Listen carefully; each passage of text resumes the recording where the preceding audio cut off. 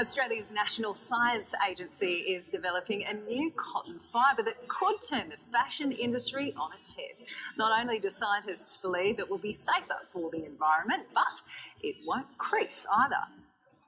The new material will have the properties of synthetics but the feel of cotton and won't even need ironing.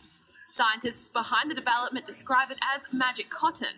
And so what we're trying to do is make cotton plants that will be able to modify the properties of the cotton as it's growing. When washed, the fibres will shed like synthetics, but these are biodegradable and will break down naturally in the environment.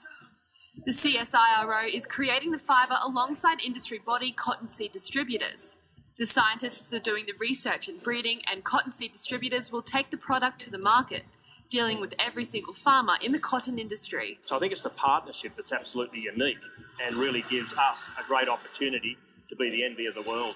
And tailors are getting behind it. A lot of people may not know, but fashion is actually the second most polluting industry on earth, right after petroleum. And all the decisions we make around what we buy has a massive impact down the chain. Eric Fu and Zoltan Csaki have built their whole business model around tailoring sustainable everyday clothing. They say fashion and agricultural giants need to take charge. Cotton has a bad rap, especially Australian cotton, because it's seen to take a lot of water. But actually the cotton we grow here is the best in the world, and it's actually the most water efficient in the world.